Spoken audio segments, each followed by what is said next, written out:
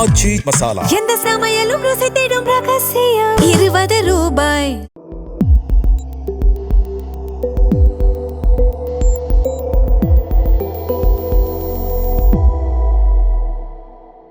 Sir வணக்கம். வணக்கம், நேயர்களுக்கு அன்பு வணக்கம். சார், இப்போ திமுகவை பொறுத்தளவில் தாவேக்கா மேலே வைக்கக்கூடிய முக்கியமான குற்றச்சாட்டு என்னன்னா, காவிரி விவகாரத்தில் ஆல் பார்ட்டி மீட்டிங்கை கூட்ட மாட்டேங்கிறாங்க அப்படின்ற குற்றச்சாட்டை வைக்கிறாங்க. இன்னைக்கு தாவேக்காவோட எல்லா எம்பிஸுக்குமான மீட்டிங் ஒன்று ஆர்கனைஸ் பண்ணுறாங்க தாவேக்கா கவர்மெண்ட். அதில் திமுக அதிமுகலாம் கலந்துக்கல. எப்படி பார்க்குறீங்க இதை? இன்னுங்க ஒரு ரொம்ப சாதாரணமான ஒரு அரசியல் விளையாட்டு இது. என்ன அப்படின்னா, நான் அரசியல் ரீதியாக உங்களை அம்பலப்படுத்தணும், நீங்கள் அரசியல் ரீதியாக எங்களை அம்பலப்படுத்துங்க. இப்போ காவேரி மேகதாது விஷயத்தில் ரொம்ப பேசாத ஐயா மாணிக்கம் தாக்கூர் இன்றைக்கி பார்த்திங்கன்னா என்ன சொல்கிறாருன்னா, மக்கள் இதெல்லாம் பார்த்துக்கிட்டு இருக்கிறாங்க, மக்கள் இதெல்லாம் தெரியும், தமிழ்நாடு அரசியல் முக்கியமாக இல்லை தங்களோட அரசியல் முக்கியமாக அப்படின்போது தமிழ்நாட்டு அரசியல் முக்கியம் அப்படின்னு நினைக்கிறவங்கலாம் எங்கள் கூட வராங்க, மீட்டிங் அட்டன் பண்ண வராங்க. தமிழ்நாடு அரசியலை தாண்டி அவங்களுக்கு அரசியல் முக்கியன்னும் போது வரல அப்படின்ற மாதிரி ஒரு விஷயத்தை பிரிக்கிறார். இதில் என்ன எனக்கு ஒரு ஆச்சரியம்னா, வழக்கமாக ரொம்ப இந்த மாதிரி தீர்மானங்கள் இந்த மாதிரி விவகாரங்களில் முக்கியத்துவம் காட்டாத காங்கிரஸ் கட்சி பார்த்திங்கன்னா இப்போ அதிகமாக ப்ளே பண்ணுறாங்க. அதாவது இதே தீர்மானம் இதுக்கு முன்னாடி வந்த பொழுது அப்போ காங்கிரஸ் கூட அந்தளவுக்கு அதை எதிர்க்கலை. இங்கே தமிழ்நாட்டில் அந்த டீலிமிட்டேஷன் பில்லை கொளுத்துறது, அதை எதிர்த்து போராட்டம்லாம் பார்த்திங்கன்னா திமுக தான் பண்ணிச்சு. ஆனால் திமுக கூட்டணி இன்றைக்கி காங்கிரஸ் கூட்டணி பிளவுபட்டோன்னே அந்த பிரச்சாரத்தை காங்கிரஸ் கையில் எடுக்குது. அப்போது ஒருவேளை இந்த மசோதா அவங்க இது பண்ணுறாங்க, கொண்டு வராங்க, அடுத்த தேர்தலுக்கு முன்னாடி அவங்க எம்பிக்களோட நம்பரை ஜாஸ்தி ஆக்கிறாங்கன்னு வச்சுக்கோங்களேன். இந்த 800 எம்பின்றது காங்கிரஸ்க்கு ஒரு சிக்கல். காங்கிரஸ் ஆளுகின்ற மாநிலங்களில் நிறைய இடத்துல அந்த நம்பர் டபுள் ஆகுறதுன்றது கம்மியாகும். இப்போ உதாரணத்துக்கு அவங்க தெலுங்கானாவில் பவர்ஃபுல்லாக இருக்காங்க, கர்நாடகத்தில் பவர்ஃபுல்லாக இருக்கிறாங்க. இதெல்லாம் சிறிய சிறிய மாநிலங்கள். கேரளாவில் இருக்கிறாங்கன்னா சின்ன மாநிலங்கள். ஆனால் பிஜேபி ஆளுகின்ற மாநிலங்கள் பெரிய பெரிய மாநிலங்கள். உங்களுக்கு உத்தரப்பிரதேசத்தில் அவங்க பவர்ஃபுல்லாக இருக்கிறாங்க, பீகாரில் பவர்ஃபுல்லாக இருக்கிறாங்க. இன்றைக்கி திரிணாமுல் காங்கிரஸ் பிரச்சனையாகி வெஸ்ட் பெங்கால்லையுமே பவர்ஃபுல்லாக இருக்காங்க. இப்போ அதெல்லாம் நம்பர் டபுள் ஆகுதுன்னு வச்சுக்கோங்களேன். இப்போ உதாரணத்துக்கு அங்கே 80 யூபியில் இருக்கிறது 160, பீகாரில் 40 42 இருக்கிறது 86, வெஸ்ட் பெங்காலில் ஒரு 40ன்றது ஒரு 90னா 160 ஒரு 90 ஒரு 80னுமா அதுவே உங்களுக்கு 270 300 சீட்டுக்கு வந்துடும் கிட்டத்தட்ட.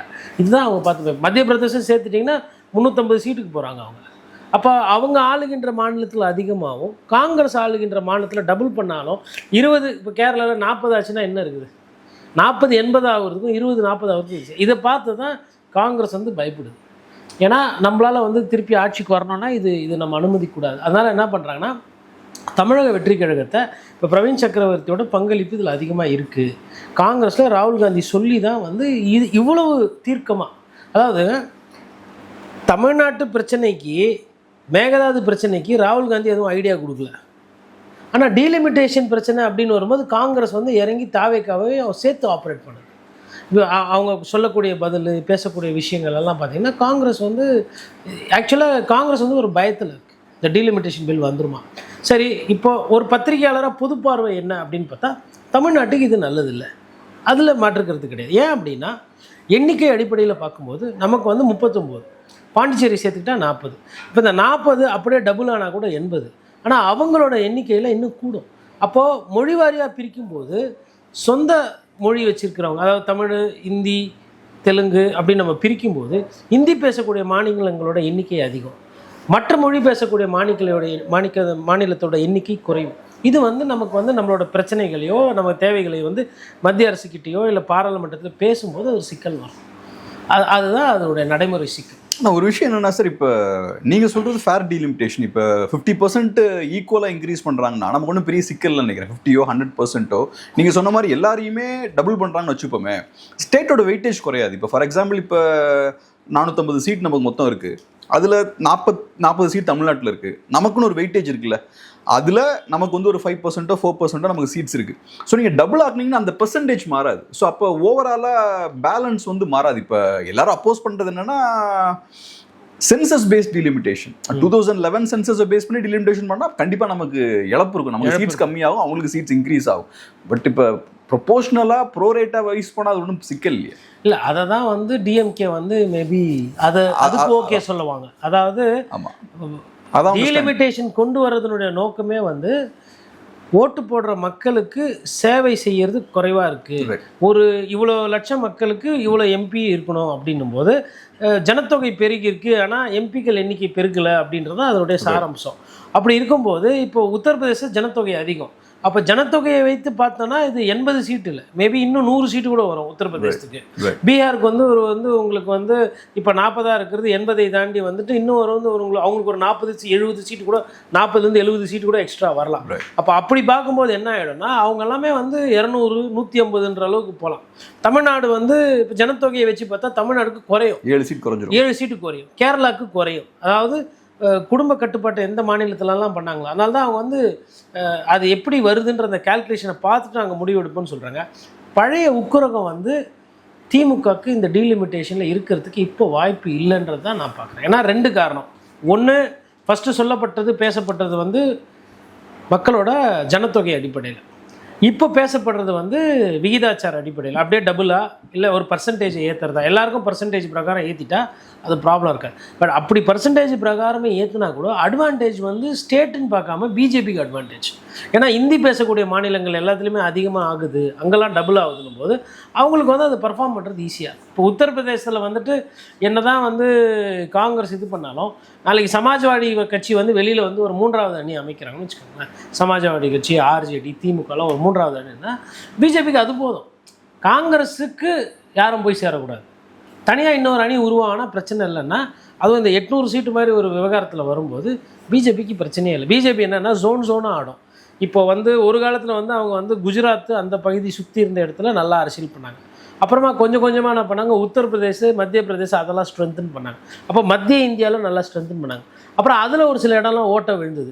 ஹரியானா ஜெயிப்போமா தோப்போமா தெரியாது, மத்திய பிரதேசம் ஆட்சி மாற்றம்ட்டா என்ன அப்படின்ற காலகட்டத்தில் தான் பீகாரை டைட் பண்ணாங்க. அப்போ பீகாரையும் மகாராஷ்டிரத்தையும் டைட் பண்ணாங்க.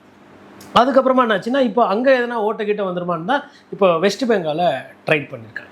ஸோ அதுக்கப்புறமா நார்த் ஈஸ்ட்டு, அஸ்ஸாமு அந்த சைடில் எல்லாமும் வந்து அவங்க நிறைய இது பண்ணுறாங்க. அப்போ இங்கே தோக்கிறதா அங்கே சரி செய்யுது, அங்கே தோக்கிறதா மேலே சரி செய்யுது, மேலே சரி செய்யுது, கீழே சரி செய்யுது. இந்த மாதிரி என்னங்க சரி செய்ய முடியாமல் இருக்குன்னா தென்னிந்தியாவில் தான் சரி செய்ய முடியாமல் இருக்குது. அது தென்னிந்தியாவில் வந்து கர்நாடகாவில் அவங்க வந்து கடையை திறந்து ஓரளவுக்கு ஒரு வாட்டி ஆட்சிக்கு வந்து ஓப்பன் பண்ணி எம்பிக்கள் ஜெயிக்கிற அளவுக்கு வச்சுருக்காங்க. இப்போது சந்திரபாபு நாயுடு அவங்களுக்கு வந்து கிடச்சிருக்காங்க ஆந்திராவில். அப்போ தென்னிந்தியாவிலுமே வந்து ஒரு 25% அவங்களால சமாளிக்க முடியும். ஸோ இதெல்லாம் வச்சு தான் அவங்க இந்த டீலிமிட்டேஷன் ஒர்க் பண்ணுறாங்க. ஸோ இதை வந்து தடுத்து நிப்பாட்டினா தான் நம்மளுக்கு பிரதமர் ஆக முடியுன்றது தான் அந்த காங்கிரஸ். அதனால் காங்கிரஸ் என்ன பண்ணுவாங்கன்னா இது மாநிலத்துக்கு எதிரானது அது இதுன்றது. இப்போ நானும் வந்து அதை சொல்லுவேன். ஆனால் நான் பேசுகிறதுக்கும் அவங்க பேசுகிறதுக்கும் பயங்கரமாக இருக்கும். ஒன்றுமே இல்லாமல் போயிடும். அதாவது எது கர்நாடகா தண்ணி தராமல் டெல்டாவில் இருக்கிற ஒரு 10 மாவட்டம் ஒன்றுமே போகிறதுன்றதை பற்றி அவ்வளோ பேசலை. ஆனால் இதுக்கு வந்து அவங்க அதிகமாக பேசுவோம். இதுக்கு ஆதரவாக வந்து தமிழக வெற்றி கழகம், காங்கிரஸ் இதெல்லாம் வந்து பேசுவோம். ஆனால் இப்போ நான் எப்படி பார்க்குறேன்னா சார், இப்போ இந்த இஷ்யூவை கொண்டு வராங்க, காவிரி இஷ்யூவை டைவர்ட் பண்ணிட்டாங்கன்னு நினைக்கிறேன். ஏன்னா இப்போ தாவேக்கா மேலே வைக்கப்பட்ட முக்கியமான குற்றச்சாட்டே நீங்கள் ஆல் பார்ட்டி மீட்டிங்கை கூட்டலன்றது தான். ஸோ ஏறக்குறைய அதே மாதிரி சிமிலரான ஒரு ஆல் பார்ட்டி மீட்டிங்கை நாங்கள் கூட்டிட்டோம், திமுக வரலன்ற ஒரு இமேஜை அவங்க கிரியேட் பண்ணுறாங்க. இப்போ நான் பார்த்த அளவில் தாவேக்காவால் பிஜேபின்ற பேரை கூட என்னால் எனக்கு தெரிஞ்சு சொல்ல முடியாது. பட் இருந்தாலும் நாங்கள் டீலிமிட்டேஷனுக்கு எதிராக இங்கே கட்சிகளை கூட்டிட்டோம் அப்படின்ற ஒரு இமேஜை மெயின்டைன் பண்ணுறாங்க. ஸோ ஒரு டைவர்ஷனாக அது ஒர்க் ஆயிடுச்சுன்னு பார்க்குறீங்களா? இல்லை, நிறையாளர் வந்து கரெக்டான ஒரு புரிதலோடு தான் அதை நீங்கள் சரியாக கணிக்கிறீங்க. அந்த கணிப்பு வந்து சரி தான். அவங்க டைவர்ட் பண்ணுறதுக்கு தான் இதை பண்ணுறாங்க. ஆனால் இது டைவர்ஷனை தாண்டி இதில் வேறு விஷயம் இருக்குது. என்னென்னா, மக்களை பொறுத்தவரையில் எத்தனை எம்பி இருக்கிறாங்க, எவ்வளோ கவுன்சிலர் இருக்கிறாங்கன்ற முக்கியம் இல்லை, எங்களோட பிரச்சனைகள் தீர்க்கப்படுதான்னு தானே முக்கியம். காவேரியோட டீலிமிட்டேஷனை நம்ம ஒப்பிடவே முடியாது. காவேரின்றது நம்மளோட வாழ்வாதார பிரச்சனை. காவேரியில் தண்ணி இல்லை, கொள்ளிடத்துக்கு தண்ணி போகலை, இல்லை வீராணத்தில் தண்ணி வரலைன்னா மெட்ராஸ் அவுட்டு, சென்னைக்கு வர வேண்டிய தண்ணி பாதிக்கப்படும். கொள்ளிடத்தில் தண்ணி கிண்ணி சரியாக கொள்ளணும்னா கடலூரும் விழுப்புரமும் காலி. அதே மாதிரி அது இன்னும் லென்த்து போகல, காவேரி இன்னும் ஃபுல்லாக தண்ணி வரலைன்னா நாகப்பட்டினம் காலி. ஃபஸ்ட்டு இந்த பார்டர் கோஸ்டல் ஏரியாஸ் இருக்குது பாருங்கள், சென்னை, கடலூர், நாகப்பட்டினம், இதெல்லாம் வந்து பெரிய பாதிப்புகள். ஓரளவுக்கு சிறிய பாதிப்புன்னு பார்த்திங்கன்னா திருவாரூர், தஞ்சாவூர் இதெல்லாமும் பாதிக்கப்படும். அப்போது தண்ணி பிரச்சனை இது. அதுக்கு மேலே இருக்கிறது பார்த்திங்கன்னா கரூர், ஈரோடு இதெல்லாமே வந்து சுத்தமாக ரொம்ப வறண்டு போச்சுன்னா அங்கேயுமே பாதிக்கப்படும். இது இல்லாமல் தொழிற்சாலைகளுக்கு தண்ணி கொடுக்கணும், குடிக்க தண்ணி கொடுக்கணும், ஆடு மாடுகள், அதுக்கப்புறம் இயற்கைக்குன்னு அந்த தண்ணின்றது தேவைப்படும். அதாவது உங்களுக்கு வந்து உஷ்ணம் கட்டுப்படுத்துறதாகட்டும் எல்லாமே. ஸோ தண்ணி பிரச்சனையோட கர்நாடகம் தண்ணி திறந்து விடலைன்றதை கூட்டு டீலிமிட்டேஷனை வச்சு நீங்கள் சமாளிக்கிறீங்கன்னு நினைக்கிறீங்க. அதாவது நீங்கள் கேட்டது ஆல் பார்ட்டி மீட்டிங், நாங்கள் அதில் ஆல் பார்ட்டி மீட்டிங் கொடுக்கலன்னு விமர்சனம் வச்சுங்க. ஆனால் நாங்கள் இதில் ஆல் பார்ட்டி மீட்டிங்னா அதுவும் இதுவும் ஒன்றும் கிடையாது. காவேரி தண்ணியை திறந்து விட்டால் வந்து ஒரு 20 லட்சம் பேர் 25 லட்சம் பேருக்கு டைரெக்டாக பெனிஃபிட். இப்போ இன்றைக்கி 288 கோடி ஒதுக்கீடு பண்ணியிருக்கிறீங்க. இதுக்கு முன்னாடி ஒரு 134 கோடி எதுக்குன்னா நீர் ஆதாரத்தை பெருக்கிறதுக்கும் தூர்வாருவதற்கும் ஆகாய தாமரை அகற்றுவதற்கும், தண்ணி வந்தால் கடைமடை வெள்ளம் போகணும், இல்லை தூர்வாரணும், இல்லை ஒரு ஆழ்த்து கிணறு ஒன்று நோண்டணும் அப்படின்றதுக்கு தான் பண்ணுறீங்க. இப்போ டீலிமிட்டேஷனுக்கு அது மாதிரி எதனா செலவு பண்ண போகிறீங்களா? 10 பைசா கிடையாது. ஏன்னா மத்திய அரசு பார்த்துக்க போகுது. மத்திய அரசு வந்து அதுக்கு என்ன பண்ண போகுது, ஒரு கணக்கெடுப்பு இப்போ நடந்துக்கிட்டு இருக்குது. எல்லா இடத்துலையும் கணக்கெடுப்பு எடுக்க போகிறோம், சென்சஸ் நடக்குது. அந்த சென்சஸோட டீட்டெயிலை வச்சு அதை டியூன் பண்ணி, அது கம்ப்யூட்டர் வேலை தான். கம்ப்யூட்டரில் வந்து போட்டு சாஃப்ட்வேரில் ஏற்றி எவ்வளோ பேர் எவ்வளோ ஜனத்தொகை இதுக்கேற்ற மாதிரி மறுவரை பண்ணி பிரிக்கிறதுன்றது ஒரு பெரிய எக்ஸசைஸ். அது வந்து காவேரி தண்ணீர் பிரச்சனையோடோ இல்லை ஒரு 150 கால தமிழ்நாடு கர்நாடகத்தோட போராட்டத்தோடு ஒப்பிட்டு பண்ணிட்டு இதுக்கு அதை மடைமாற்றம் நினச்சி பண்ணுறேன். ஏன்னா இப்போ இன்றைக்கி தேதியில் உங்கள் கையில் வேறு எதுவும் இல்லை, அதனால் எதனா ஒன்று மடைமாற்றம் பண்ண மத்திய அரசை வச்சு பண்ணணும்னா இதுதான். ஆனால் இதுவும் அதுவும் ஒன்றும் ஆகாது. இது அடுத்த சீசன் திருப்பி மறுபடியும் இதே மாதிரி ஒரு பிரச்சனை வருது அப்படின்னா சிக்கல். ஏன்னா இப்போ பாதிக்கப்பட்டுட்டாங்க. இந்த ஒரு 3-4 மாதத்துல ஒன்றும் இல்லை, வேளாண் கடனை வந்து நீங்கள் ரத்து பண்ணுற மாதிரி தெரியல. அப்படின்னும் போது விவசாயிகள், விவசாய கூலிகள், இல்லை விவசாயத்தை நம்பி இருக்கக்கூடிய நிறைய குடும்பங்கள் வந்து இது பார்த்துட்டாங்க. இப்போ தாவேக்கான்றது ஒரு மாற்றம் தருன்றது ஒரு எதிர்பார்ப்பு, அது இல்லை. அதை தாண்டி மீனவர்களுக்கெல்லாம் நீங்கள் சொன்ன விஷயங்கள்லாம் செய்யலை. அப்போது நிறைய விஷயங்கள் செய்யலை கூட இந்த பிரச்சனை இருக்குது. ஆனால் இதற்கு பதிலாக இதை நீங்கள் வச்சு மடைமாற்றம் பண்ணிட்டீங்கன்னா மக்களோட பிரச்சனை ரொம்ப முக்கியங்க. இங்கே 800 சீட்டு 1000 சீட்டுன்றது நம்ம போன்ற பத்திரிகையாளர்கள் ரொம்ப கூர்ந்து கவனிக்கிறதுனால அதனால் தமிழ்நாட்டுக்கு ஒரு சில பாதிப்பு வரும் நம்ம கணிக்கிறோம். சாதாரண மக்களுக்கு நீங்கள் போய் கேட்டு பாருங்கள், எத்தனை பேருக்கு அவங்க கவுன்சிலர் பேர் தெரியும்? என் தேவையில்லைன்னு வாங்க. எம்எல்ஏ பேர் தெரியாது, மினிஸ்டர் இவ்வளோ பேர் இருக்கிறாங்க. இப்போ தாவேக்காவில் இருக்கிற அமைச்சர்கள் பேர் எத்தனை? தாவேக்காக ஓட்டு போட்டிருப்பாங்க, விசில் திருப்பி ஜெயிக்கணும்னு கூட நினைப்பாங்க. ஆனால் தாவேக்கா அமைச்சர்கள் பேர் கேட்டால் தெரியாது. அவங்களுக்கு எது தேவையோ அதில் தான் அவங்க நாட்டை. இதே காவேரியில் தண்ணி வரல, இதே கரண்ட்டு பில்லு கூட வருது, இல்லை வேலை வாய்ப்புக்கு இல்லாமல் இருக்குது, நாட்டில் லஞ்சம் லாவணியம் ஜாஸ்தி ஆகுதுன்னா அவங்களுக்கு கோவம் வரும். டீலிமிட்டேஷனை வச்சுட்டு நீங்கள் காவேரி விஷயத்தை வந்து இந்த மடைமாற்றன்றது அரசியல் ரீதியாக பண்ணிக்கலாம். ஒரு 4 நிகழ்ச்சி நடத்தலாம், இதை ஒரு 4 பேர் வந்து ஒரு மாதிரி விவாதம் பண்ணலாம், வாதம் பண்ணலாம். பட் அதனுடைய தன்மை வேறு, இதனுடைய தன்மை வேறு. அந்த விஷயத்தில் வந்து தாவேக அரசும் காங்கிரஸ் கூட்டணியும் வந்து தமிழ்நாட்டுக்கு துரோகம் செய்து விட்டார்கள். அவரால் பேச முடியல. 2 மாதம் வர வேண்டிய தண்ணி வரல, இப்போ தண்ணியை விட்றீங்க. எதுக்கு இப்போ தண்ணியை விட்றீங்க? மிச்ச மீதியை விட்றீங்க. இப்போ என் பசி நேரத்தில் எனக்கு நீ சாப்பாடு வைக்க மாட்டேன், நீ 2 நாள் நல்லா மூக்கு பிடிக்க சாப்பிட்டுட்டு 3ஆம் நாள் நான் தோஞ்சி போய் இருக்கும்போது சரி இதான் இவ்வளோ தான் மிச்சம் மீந்து இருக்குதுன்னு கொடுப்பேன். அப்போ இது என்ன விதமான இதுவும் டீலிமிட்டேஷனும் ஒன்றா? டீலிமிட்டேஷனும் பிரச்சனை தான், ஆனால் அதனுடைய தன்மை வேறு, இதனுடைய தன்மை வேறு. இது என் வாழ்க்கை பிரச்சனை, இது என் வாழ்வாதார பிரச்சனை. நான் இது நல்லா சாப்பிட்டுக்கிட்டு நான் விவசாயம் பண்ணிக்கிட்டு நான் வந்து வாழ்வாதாரத்தை பார்த்துக்கிட்டு புள்ளக்கூடிய படிக்க வச்சாதான் அரசியல் தன்மை எப்படி இருக்குன்றது டீலிமிட்டேஷன் வச்சு கேட்க முடியும். ஃபஸ்ட்டு பக்கத்தில் இருக்கிற மாநிலத்துக்கிட்டே தண்ணி வாங்கி கொடுக்க முடியல. இது முக்கியமான பிரச்சனை.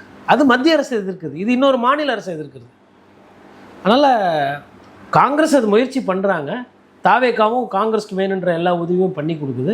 பட் இது அதுவாகாது. இதை வந்து மக்கள் புரிஞ்சுக்கிடுவாங்க. எது முக்கியமான பிரச்சனைன்னு அவங்களுக்கு தெரியும். அதான் இப்போ நீங்கள் சொன்னது மாதிரி தாவேக்காவும் காங்கிரஸும் ரொம்ப நெருக்கமாக இருக்காங்கன்றதை விட காங்கிரஸுக்கு தாவேக்காவை இன்ஃப்ளூயன்ஸ் பண்ண முடியுது. தாவேக்கா மேலே அழுத்தம் போட்டு சில விஷயங்களையும் செய்ய வைக்க முடியுது. இப்போ குறிப்பாக இப்போ டீலிமிட்டேஷன் விவகாரத்தை கையில் எடுக்கிறது அது காங்கிரஸுக்கு ரொம்ப அவசியம். ஏன்னா அப்போ தான் நீங்கள் திமுக மேலே ப்ரெஷர் பண்ணி திமுகவை வழி கொண்டு வர முடியும். காங்கிரஸ் அந்த வேலையை எஃபெக்டிவாக பண்ணுறாங்க.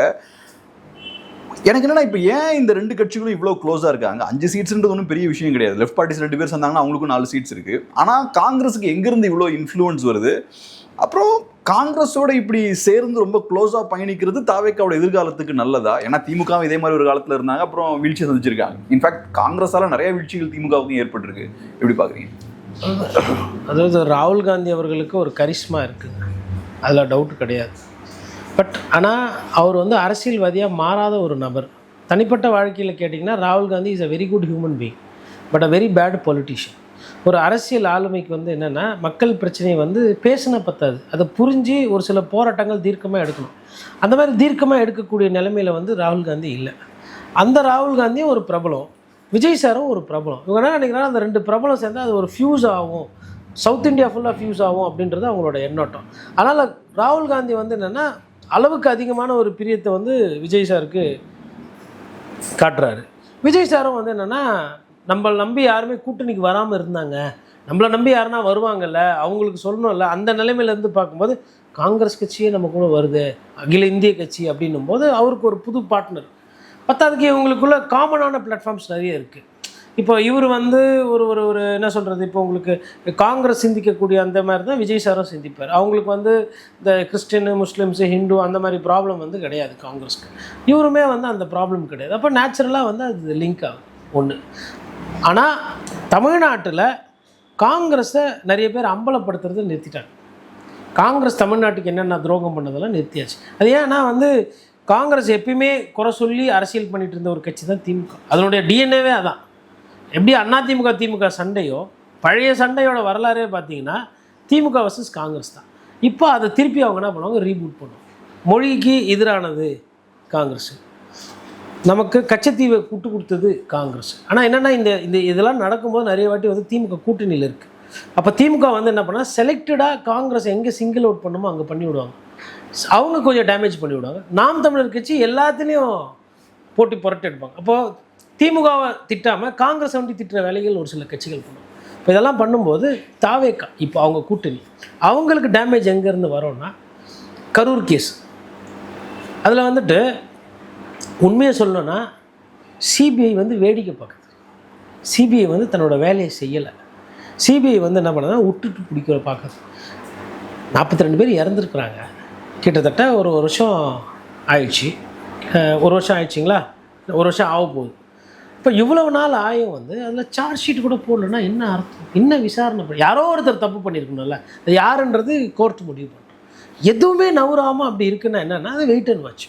அது கழுத்துக்கு மேலே சுற்றுற பாம்பு என்றைக்கு வேணால் குத்தும், கத்தி என்றைக்கு வேணால் அந்த கத்தி கழுத்துக்கு மேலேருந்து மேலே மண்டைக்கு மேலே விழும். இது ஒரு பிரச்சனை. ரெண்டாவது, நிறைய பேர் வந்து ஊழல்வாதிகளை இவங்க சாரையாக கட்சியில் சேர்த்துருக்காங்க.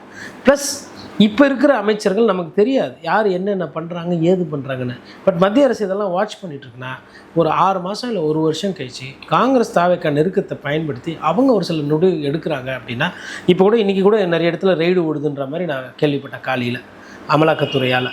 அந்த மாதிரி ரெய்டெல்லாம் வந்து தமிழ்நாட்டிலையும் திரும்புதுன்னு வச்சுக்கோங்களேன். தாவேக்காவால் அதை தாங்கிக்கிற சேர்த்து கிடையாது. இதெல்லாம் ரெய்டு பார்க்காத கட்சி. தாவேக்காவுக்கு இழக்கிறதுக்கு ஒன்றும் இல்லையா? இப்போ மற்ற அரசியல்வாதிகள்லாம் பல ஆண்டுகள் பவரில் இருந்தால் நிறைய சேர்த்து வச்சுருப்பாங்க. தாவேக்கா ஃப்ரெஷ்ஷாக வந்திருக்காங்க. அதெல்லாம் பெருசாக அவங்களுக்கு லக்கேஜ் இருக்காதுல்ல? இல்லை, லக்கேஜ் இருக்காதுங்க. பட் டேமேஜ் ஆவீங்கல்ல. இப்போது நிறைய பேர் வந்து சேர்றாங்க. இப்போ ஐயா ஆதவர்ஜுனா எதுக்காக தாவேக்கால் வந்து சேர்ந்தார்? பதவிக்காக தான். இப்போ அவருக்கு பதவி போகிற மாதிரி ஒரு பிரச்சனை வருதுன்னா அவர் என்ன பண்ணுவார்? அப்படியே நிற்பாரா தாவேக்கா தான் அப்படின்னு? 3 கட்சி மாறி வந்தவர் தானே அவர். நிர்மல்குமார் அவர் எத்தனை கட்சியில் இருந்தார்? எல்லா கட்சியும் பார்த்தவர் தானே அவர். அதுக்கப்புறம் இப்போது விஜயபாஸ்கர் அவர்கள் 2 விஜயபாஸ்கர்கள் எங்கேருந்து வந்தாங்க? செங்கோட்டையன் எங்கேருந்து வந்தாங்க? எல்லா கட்சியிலேருந்து. இப்போ ஐயா ஆதவுக்கு திமுக விசிக பேக்கப்பு, பழைய பேக்கேஜ் இருக்கலாம். பழைய பேக்கேஜ் இருக்குல்ல, அதெல்லாம் 4. இப்போ இன்றைக்கி வந்து என்ன பண்ணுவீங்க? போயிட்டு இல்லை தாவேக்கா பீரியடில் எதுவும் தப்பு நடக்கலை அப்படின்னு சொன்னால் மக்கள் சிரிக்க மாட்டாங்க. நல்லா கூட சேர்த்துக்கிட்டு சால்வையை போட்டு மப்ளர் போட்டு சேர்த்துக்கிட்டு கேட்டால் ஏன் கூட இல்லை உன் கூட இல்லைன்னு கேட்பாங்க. அதனால் பழைய நல்ல பேரெல்லாம் வச்சுக்கிட்டு போக முடியாது. இன்னொன்று, உங்கள் திருவாயால் தான் சொன்னீங்க மீனவர்களுக்கு 20,000 ரூபாய் கொடுப்பேன்னு. எதுக்கு சொல்லுவான்னு? இப்போ எங்கே நான் அந்த 20,000 கேட்பாங்கல்ல. கரண்ட்டு பில்லு 200 யூனிட் கொடுத்து கூட வருது. எதிரிலேருந்து பேசுறது வேறு. பாட்டிலுக்கு 10 ரூபான்னு பாட்டு பாடுனீங்கல்ல, பாட்டுக்கு தீர்வீங்க. இப்போ பாட்டிலுக்கு 10 ரூபா வாங்குறாங்களா இல்லையா தெரியுமா? கோர்ட்டில் நிறைய விஷயங்கள் போது கோர்ட்டு கொட்டு வச்சுக்கிட்டே இருக்குது. கொட்டு மேலே கொட்டு. அதாவது வேலையை தூக்கி ஒருத்தர் கொடுத்தா கொட்டு. நிறைய பத்திரப்பதிவு பண்ணியிருக்கீங்க, அது ரத்து. அப்போ இதெல்லாம் சிக்கல்லாம் வருதுல்ல. இப்போ சிக்கலை இப்போ தான் நான் பார்க்குறாங்க அவங்க. அப்புறம் தூய்மை பணியாளர், ஒப்பந்த தொழிலாளர்கள்லாம் நான் அத்தை செய்கிறேன் இத்தை செய்கிறேன் அடிச்சு விட்டது. இதுக்கெல்லாம் காசு தேவையில்லை. ஒப்பந்ததாரரை வந்து வேலை நியமனம் ஃபுல்லாக பண்ணோன்னா இந்த டெண்டர்காரங்க கான்ட்ராக்ட்காரர் சம்பாதிக்கிறத அரசுக்கு ஊழியருக்கு சம்பளமாக கொடுத்துருப்பாங்க. ஆனால் செய்யறதுக்கு அந்த எண்ணம் இல்லை. இதெல்லாம் பிரச்சனை தானே. விவசாயிகளோட பிரச்சனை என்ன, அவங்க என்ன கேட்குறாங்கன்னு புரியாமல் 134 கோடி வந்து பொது தொகுப்புலேருந்து கொடுத்ததை நிவாரண தொகுப்புன்னு தப்பாக நினச்சிக்கிறோம். ஏன்னா நமக்கு தெரியல. இப்போ அவங்களுக்குலாம் இது இல்லைப்பா தெரியலன்னா, ஆனால் அதை சரி செய்கிறதுக்கு கூப்பிட்டு விவசாயிகள் நல அமைப்பெல்லாம் கூட்டம் போடுறீங்க. பட்டு கவர்மெண்ட்டுக்கு எக்ஸ்பீரியன்ஸ் இல்லை, கவர்மெண்ட்டுக்கு ஒரு சில விஷயங்களை வந்து கையாள முடியல அப்படின்றது, அந்த அனுபவம் இல்லாதது ஒவ்வொரு நாளும் ஒவ்வொரு விஷயத்தில் தெரியுது. கரண்ட்டு பிரச்சனை கட்டானப்போ திமுக சொன்னீங்க, கரண்ட்டு கட்டு பிரச்சனை ஆனப்போ வந்துட்டு முன்னாடி எல்லாத்தையும் தப்பாக பண்ணிட்டு போனாங்கன்னு. இப்போது இந்த பிரச்சனை எப்போ வேணால் திருப்பி ஃப்ளேரப் ஆகலாம். ஏன்னா அந்த ஒப்பந்த தொழிலாளர்களோட மனநிலை சரியாக இல்லை. இப்போ இந்த தொழிலாளிகள்லாம் போராட்டம் அந்த மாதிரி பண்ணாங்கன்னா, இன்னொன்று நான் ஒரு விஷயத்தை ஓப்பனாக சொல்கிறேன். அரசு ஊழியர்கள், அதுவும் குறிப்பாக குரூப் ஏ விட்ருங்க, ஐஏஎஸ் ஐபிஎஸ் வந்துடுவாங்க. இந்த குரூப் பி, குரூப் சி இதில் இருக்கிறவங்களாம் செம்ம கடுப்பில் இருக்கிறாங்க. என்னன்னா, இவர் ஊழலுக்கு எதிராக பேசுகிறார். ஆனால் ஒரு ஊழல் சிஸ்டமில் இருந்தப்போ என்னன்னா, என் ஆஃபீஸை ரன் பண்ணுறதுக்கு ஊழல் பணம் லஞ்சம், அதாவது ஊழல்ன்றது பெருசாக பண்ணுறது, லம்பாக பண்ணுறது, அமைச்சர்கள் பண்ணுறது. லஞ்சன்றது அதிகாரிகள் வாங்குறது. இந்த லஞ்சத்தை டைட் பண்ண போய் என்ன ஆகி போச்சுன்னா, வேறு ஒரு பிரச்சனை. இந்த சில்லறை காசு அது இதெல்லாம் வச்சுட்டு தான் இவங்க என்ன பண்ணாங்கன்னா, ஜெராக்ஸு கடனை எடுக்கிறது, இல்லை உங்களுக்கு ஒரு ஏன்னா அவனுக்கு அந்த வருமானம் போகுது. இப்போ அந்த வருமானம் இல்லைன்னு ஒன்று என்னன்னா, சார் இன்றைக்கி இல்லை சார், நாளன்னைக்கு அப்படின்ற அந்த மெத்தன போக்கு என்பது வரும். ஒரு சில பேர் என்னென்னா, ஃபஸ்ட்டு டைம் பார்த்துட்டு சிறப்பாக இருக்குன்றாங்க. ஆக்சுவலாக வந்து பார்த்தா ஆஃபீஸர்ஸ் நிறைய பேர் வந்து கட்டுப்பில் இருக்கிறாங்க. ரெண்டு காலில் லஞ்சம் வாங்கி பழக்கப்பட்டவங்களாம் இருப்பாங்க. அவங்களுக்கெல்லாம் இதை பிடிக்கல. இப்போது போன பீரியடில் இவங்களும் சேர்ந்து தான் ஓட்டு போட்டாங்க. இந்த வாட்டி போடுவாங்களான்னு தெரியல. ஆட்டோ ஓட்டுறவங்க நிறைய பேர் போட்டாங்க. ஆனால் அவங்களுக்கு உண்டான அந்த பேச்சுவார்த்தை இன்னும் கூப்பிட்டு கூட பேசுங்க. கேபு ஓட்டுறவங்க இது மாதிரி நிறைய பேர் மாற்றம்னு சொல்லிட்டு போட்டு அவங்களுக்கு நீங்கள் மாற்றம் கொடுக்கல, கரண்ட்டு பில்லு தான் ஏறப்போகுது, அவங்களோட பிரச்சனைகள் தான் ஏறப்போகுதுன்னா அவங்க அடுத்த வாட்டி அதெல்லாம் சப்ஸ்கிரைப் பண்ண மாட்டாங்க.